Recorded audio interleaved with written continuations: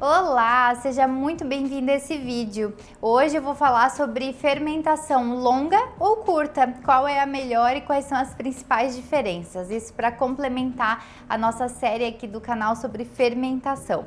Eu sou a chefe Bruna Ávila, sou empreendedora, especialista em doces saudáveis e eu tô aqui para simplificar esse universo para você. Então vem comigo!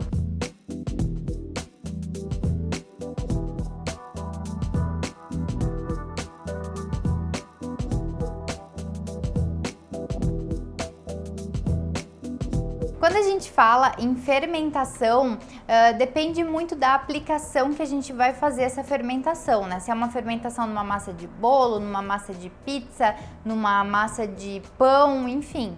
Depende muito, porque essa aplicação é quem vai dizer se a fermentação vai ser longa ou se ela vai ser curta, quais são os sabores que eu quero resgatar de dentro dessa massa, ou se eu tô com pressa de fazer, enfim, né?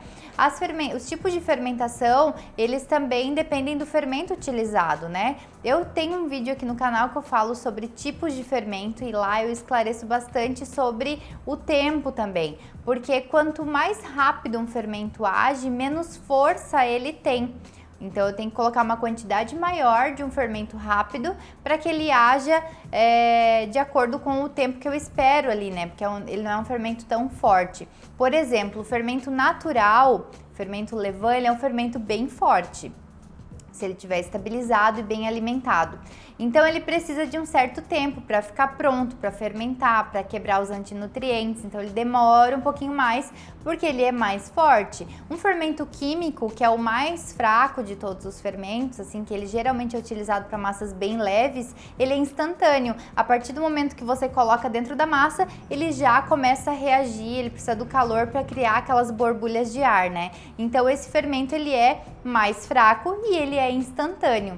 Então, sobre a fermentação ser curta ou longa, se a gente for falar sobre fermentação de pães principalmente, né, que é onde mais se discute esse tema de curto, longo, enfim, a fermentação longa, ela tem mais benefícios, porque ela traz mais sabor para dentro da preparação, né, já que os ingredientes ficam em contato por mais tempo fermentando. E essa fermentação, tem um vídeo aqui no canal também falando sobre a fermentação natural, né, e o que ela causa dentro da massa. A fermentação, ela produz gás carbônico e álcool. O álcool produzido pelo fermento, ele faz com que o sabor fique característico e o cheiro também. Então, dependendo do ingrediente que você utiliza na massa, ele vai ficar com um sabor mais característico desse ingrediente. Por exemplo, se você faz a fermentação e utiliza mel como alimento do fermento, que eu já comentei também que o fermento precisa de açúcar para se alimentar, se você utiliza o mel, ele fica com um sabor bem característico do mel,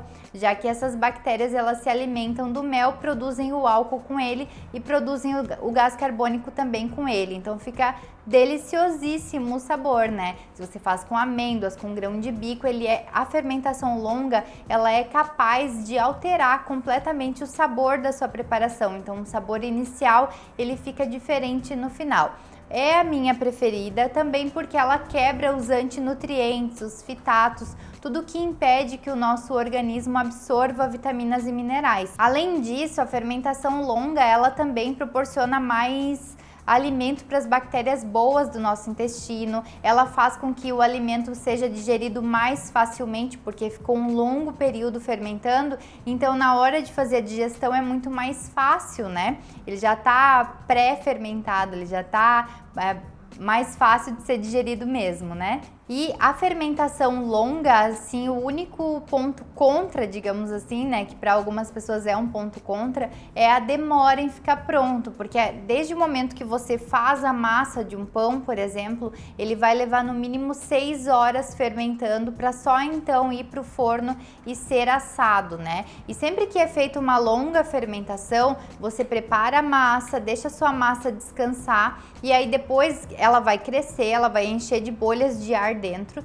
ela vai ficar descansando em um ambiente fechado, em um recipiente, para ficar livre de qualquer tipo de inseto, e ela vai crescer e vai borbulhar. Depois desse período, que é no mínimo de 6 horas, mas pode ser feito por mais tempo, desde que você tenha técnica para isso, porque se você não tiver técnica e deixar fermentando aí 24 horas, é possível que o seu pão fique ou muito sabor muito lático ou um sabor muito ácido, tá? Por isso a técnica é importante.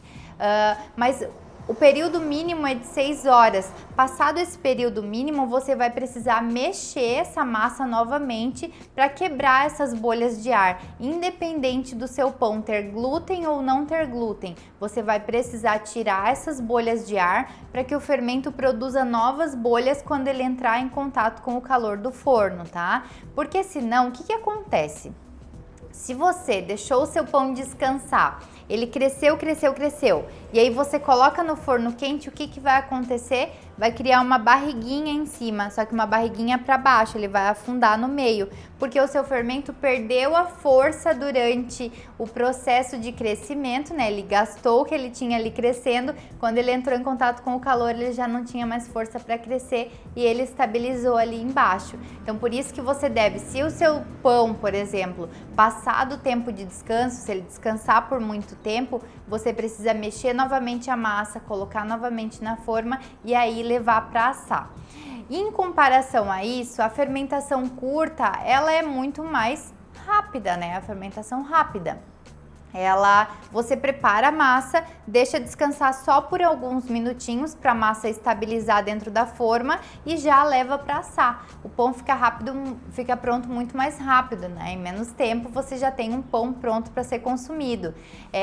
Só que nessa fermentação rápida, você não tem a quebra dos antinutrientes, você não tem adição de micronutrientes, você não tem uma digestibilidade mais facilitada e você não tem uma riqueza tão grande de sabores, né? Porque o pão não fermentou o suficiente, ele só foi feito e já assado. E também na fermentação curta você tem que usar uma quantidade maior de fermento, porque você tem menos tempo para que essas bactérias, essas leveduras hajam dentro da massa. Então você usa uma quantidade maior de fermento porque o seu tempo é curto, percebe? E aí corre o risco de o seu pão ficar com um pouquinho mais de sabor de fermento, que é diferente do sabor deixado pela fermentação longa. A fermentação longa leva menos fermento porque ele tem mais tempo para agir.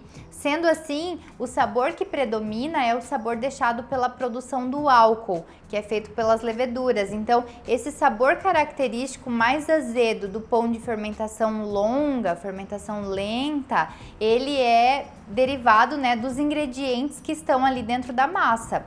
O pão de fermentação curta, ele tem mais sabor de fermento porque ele leva mais fermento dentro da massa. Percebe? Essa é a principal diferença entre fermentação curta e fermentação longa. E eu já adianto que a minha preferida e a que eu mais faço aqui em casa é a fermentação longa.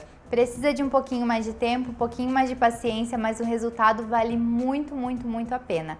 E eu quero saber de você, qual fermentação que você faz aí na sua casa? Qual o tipo de pão que você mais faz aí na sua casa? Me conta aqui nos comentários, tá bom?